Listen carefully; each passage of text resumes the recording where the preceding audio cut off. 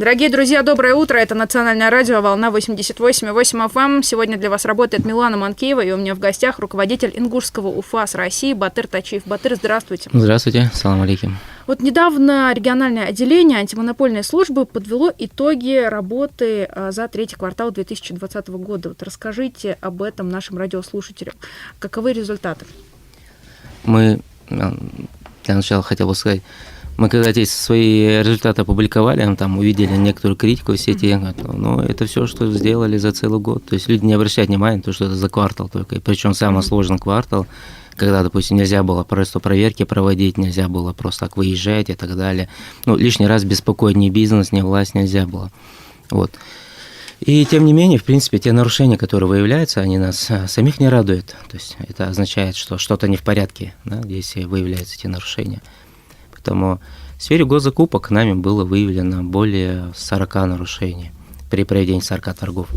И если брать административку, то около 900 тысяч рублей было наложено штраф на чиновников, на должностных лиц органов государственной муниципальной власти, лучше так их назвать.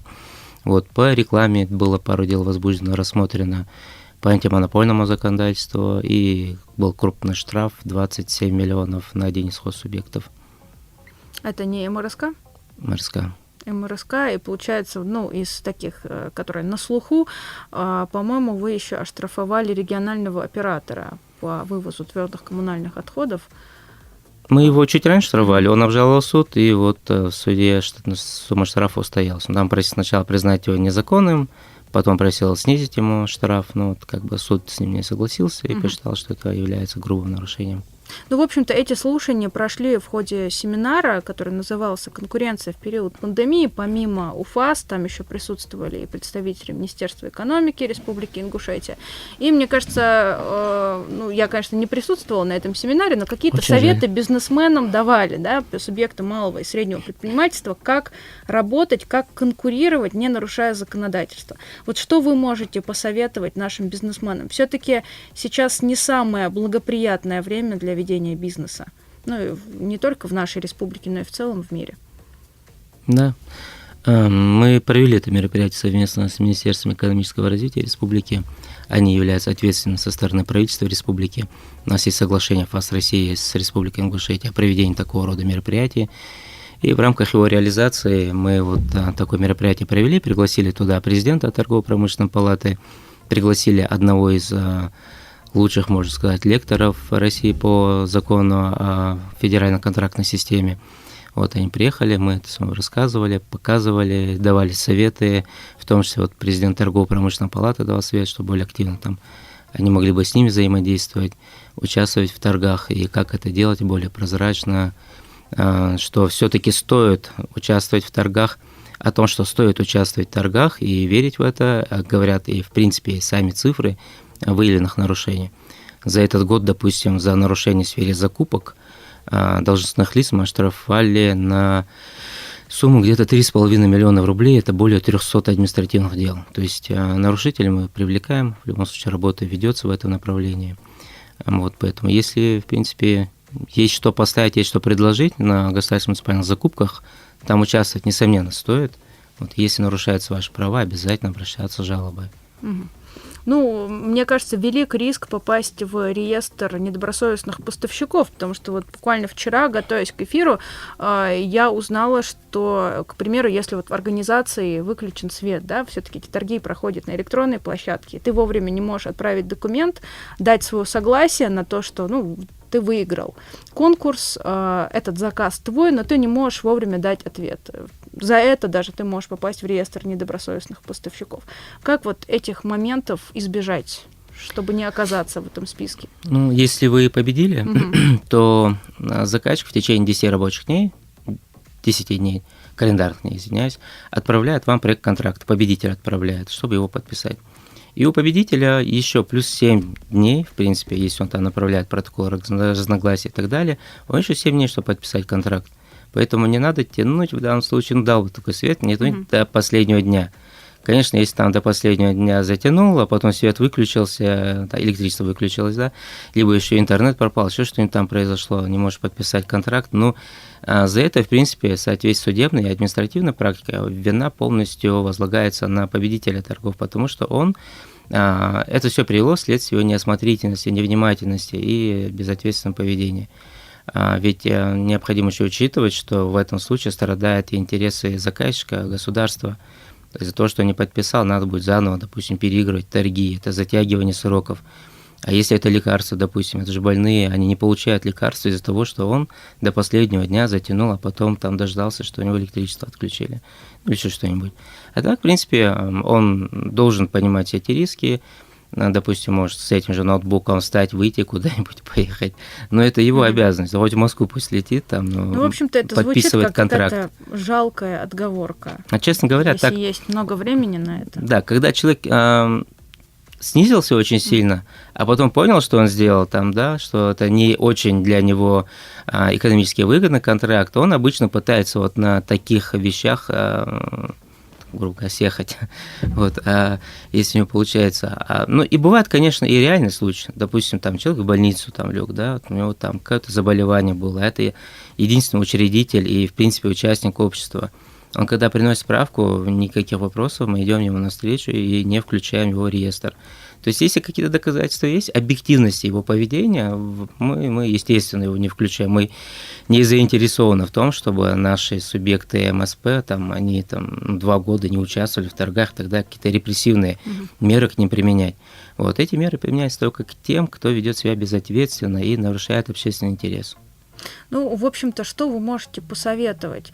Немножко терпеть, ну, небольшие, скажем так, а может быть и большие финансовые убытки. Все-таки, если этот заказ перестает быть выгодным на момент выигрыша в торгах, что хуже, оказаться в списке, в реестре недобросовестных поставщиков, либо потерять деньги?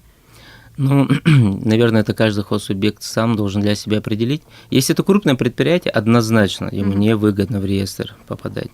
Кроме всего прочего, реестр это может быть и не самое страшное для отдельных хозсубъектов. Необходимо еще учитывать, что они ведь теряют еще обеспечение исполнения контракта, а это ни много ни мало до 30% от цены контракта. То есть выиграл на 1 000 000, перестал, там, отказался от контракта, но ты внес обеспечение 300 тысяч рублей, они у тебя все уходят в доход государства. Ты эти деньги теряешь, поэтому отказываться от контракта, ну, вообще невыгодно. Угу. Ну, помимо наказания, вы еще какие-то поблажки предоставляете, насколько я знаю, учитывая экстренные обстоятельства, учитывая ситуацию, которая сейчас происходит в мире, в нашей республике. Вот какие преференции для них сейчас существуют? Ну, вообще, сама пандемия это является форс-мажорным обстоятельством, об этом есть письма и ФАС России, и Министерства финансов Российской Федерации. Вот, и если в период пандемии что-то там случилось, и у них есть подтверждение, что это вот с этим связано совсем, то никаких вопросов нет, мы их не включаем в реестр. А бывает, что заказчики направляют к нам информацию, поругались, обиделись на поставщика, и они решили его наказать и направляют к нам информацию для включения его в РНП. В этом случае мы, соответственно, заказчику отказываем и штрафуем самого заказчика за то, что он незаконно, неправильно к нам направил, либо с некими процедурными нарушениями эту информацию. То есть вместо мести он получает 50 тысяч штраф и уходит. Это получает 50 тысяч штраф тот человек, который должно жалуется необоснованно. Органы власти, да.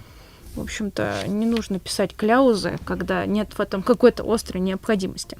Ну, есть такие случаи, когда вот необходимо вот здесь и сейчас закупить товары первой необходимости. Ведь есть возможность вот без проведения... Почему вы подводили? Сейчас я понял. Да нет, дело даже не в этом. Это была не подводка, просто мне было интересно узнать. Да, здесь сейчас можно купить товары, которые связаны с наступлением пандемии. Там маски и так далее, ну, любые вещи, которые связаны именно с пандемией, там, не знаю, карета скорой помощи, может быть, там, аппараты какие-нибудь, там, ИВЛ и так далее, которые непосредственно задействованы в лечении такого рода больных. Поэтому, но необходимо учесть, что вот это вот часто забывают наши заказчики, к сожалению. Они считают, что если есть такое послабление, они могут там заказать себе что-нибудь иное, чем то, что связано с пандемией, допустим, строительство садика. Кроме этого, еще бывает, заказывают тоже оборудование, медоборудование для лечения, да, ковид-больных, но срок поставки, допустим, МРТ-аппарата 140-160 дней. С чем это связано? Почему 140-160? Ведь когда мы закупаем его сейчас, контрактуемся без проведения торгов, то что будет через 140 дней, мы еще ничего не знаем. Пандемия, она сегодня здесь, то есть аппарат сегодня нужен.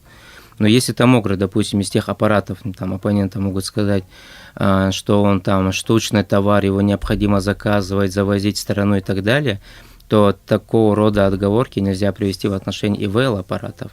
Да, определенный дефицит их там наблюдается на рынке, но тем не менее в течение месяца их можно найти, учитывая, что и производители у нас в стране есть этих аппаратов. А это если касается аппаратов, они же лекарственные, да, лекарства обычно, там, расходники и так далее. Их тоже могут купить там с отсрочкой на 70 дней. Это мы считаем, что это является преференцией для отдельных субъектов, и эти заказчики, они штрафуются на сумму 50 тысяч рублей. Плюс еще, если контракт не исполнен, это мы обращаемся в суд для признания такого контракта ничтожным.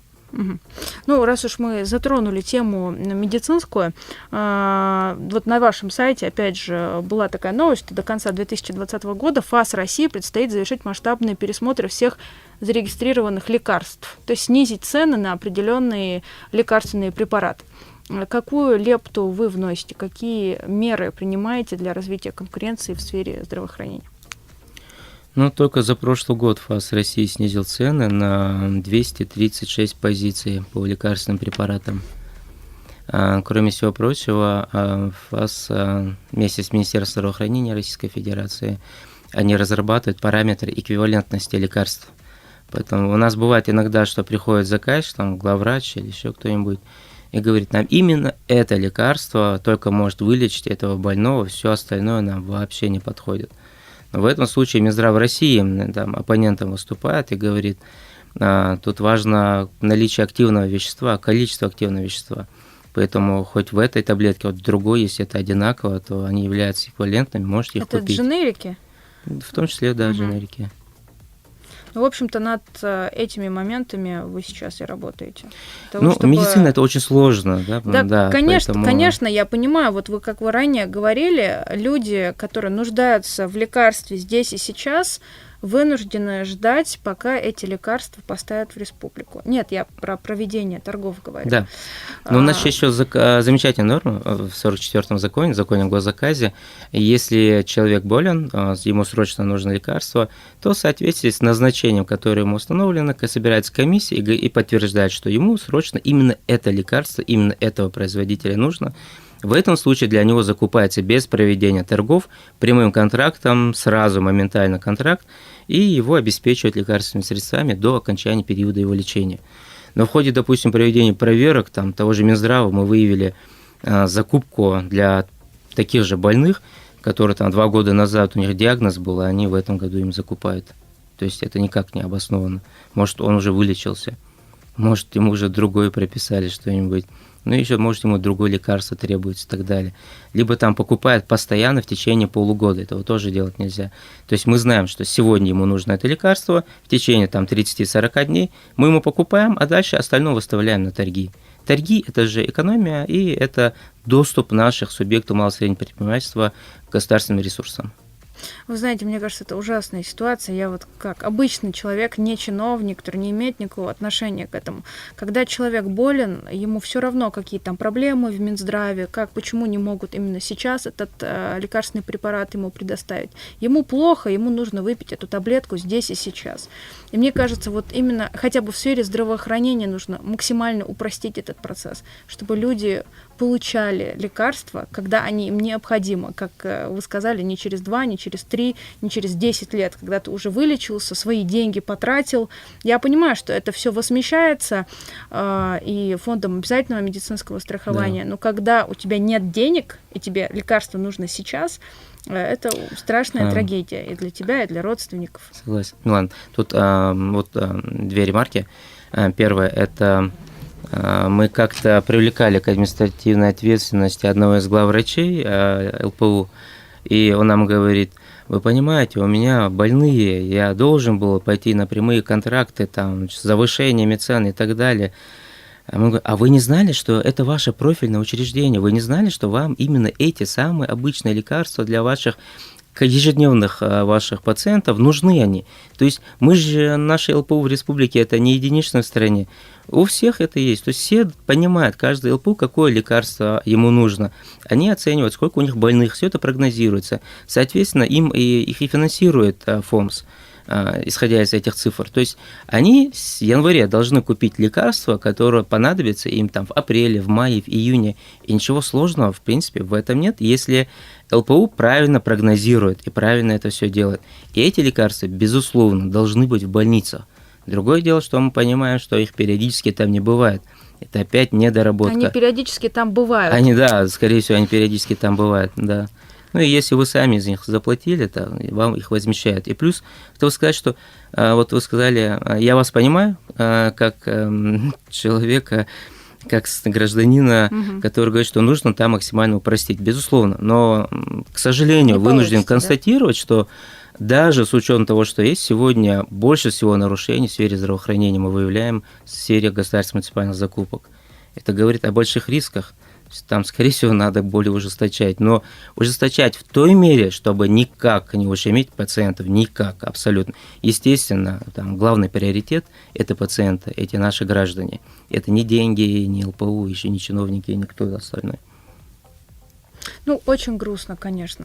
Ну, насколько я знаю, раньше была более простая схема, не через Минздрав, а, к примеру, вот каждая больница составляла список лекарственных препаратов, которые им необходимы, как вы ранее сказали, исходя из количества больных, из каких-то требований, и заказывали эти лекарственные препараты. Сейчас эта схема как-то усложнилась, скорее всего, из-за той причины, которую вы также ранее обозначили, из-за того, что слишком много нарушений было. Это не слишком были, может быть, прозрачные схемы. Да, вот таблетка, которая стоит 10 рублей, она могла покупаться за 30 рублей. И это приводило к тому, что бюджет рассчитан до конца года, он уже иссяк в мае месяце. А что потом покупать? На это там те же заказчики ЛПО, они говорили, а у нас денег уже нет. Конечно, нет, если ты покупаешь втридорога. Вот для этого госзаказ, федеральная контрактная система и была создана, чтобы максимально из того, что возможно, это отследить и посмотреть. В принципе, система госзакупок в нашей стране является одной из лучших в мире и признана одной из лучших в мире. Конечно, там не без огрехов, не без там противоречия даже в самом же законодательстве. Там есть и противоречивая судебная практика, административная практика. Под все это нужно подстраиваться. Единственное, вот сейчас вот ФАС России ведет практику такую, что прямо как в центральном аппарате у нас принято, вот так же и в территориях должно. Вот вышло письмо, отклоняться от этого письма нельзя, ни в коем случае. Какая бы там практика там не складывалась в иных органах власти, в том числе и в судебной системе. Еще один вопрос мне хотелось бы затронуть в ходе сегодняшнего эфира. Это касательно реализации национального плана развития конкуренции. Вот какую работу вы проводите в этом направлении, в региональной УФАС? Нацплан, он был утвержден указом президента Российской Федерации. Это второй указ в истории нашей страны, который говорит о приоритете данного направления над всеми остальными. Первое – это было противодействие коррупции, и второй – указ о национальном плане развития конкуренции. И уже нацпроекты, которые у нас появились, потом вышло и постановление правительства, указ правительства Российской Федерации о том, что необходимо, и в принципе президент об этом говорил, что необходимо нацпроекты интегрировать в нацплан. И нацпроекты, на них деньги нельзя транжирить просто так. Необходимо также все это выставлять на торги, должно быть все объективно, прозрачно. У бизнеса должен быть доступ к ним. И если им что-то там не нравится, ущемили, они должны иметь право обжаловать все действия. Вот. А так, нацпроект – это, естественно, это всеобъемлющий и, по моему мнению, главный экономический документ нашей страны, при реализации которого ВВП у нас точно в стране поднялся бы, да и в субъектах стало бы жить лучше. У нас есть субъекты, которые блестяще это все реализуют, и даже от тех минимумов, которые нам задали в нацпроекте, от этих показателей уходят вверх и еще дополнительно дорабатывать, еще больше улучшают. Но в основном это необходимо сказать, что это те там субъекты-доноры. у которых достаточно денег, и они могут себе это позволить, в том числе и в качестве эксперимента. Ну, конечно, мы не в таком, конечно, шикарном положении Мы, сейчас к сожалению, находимся. да. Еще одна сфера, которую вы контролируете, это сфера рекламы. Какие нарушения были зафиксированы за третий квартал в этой сфере? Ну вот, коллеги, у нас больше всего нарушений выявляют в сфере оказания финансовых услуг, так как в нашей республике критично мало вообще находится у нас эти финансово-кредитные организации, поэтому у нас этих проблем нет. У нас есть проблемы в основном из тех нарушений, которые мы выявляем. Вот это где-то на опорах дорожных знаков размещается реклама. Вот в Магасе такая реклама была выявлена, предписание дали, убрали. Это мешает просто дорожному движению. Потом в сфере оказания медицинских услуг у нас не любят дописывать о том, что имеются противопоказания в этой сфере. Вот. И где-то 50% от всех нарушений – это СМС-спам, который нам жалобы отправляет в центральный аппарат перенаправляет к нам. Вот, и их мы рассматриваем, и там выдаем предписание. От наших жителей, вот примечательно, что за 5 лет мы только одну жалобу на СМС-спам получили официально. Вот. Ну, пришли, мы любим, там, стерли, все, что там жаловаться, ходить на это. Ну, давайте перейдем от негативных новостей к позитивным. Вы также, помимо того, что являетесь руководителем Ингушского УФАС, возглавляете Федерацию регби Республики Ингушетия. Как дела у наших регбистов? Ну, это та сфера, это замечательная сфера.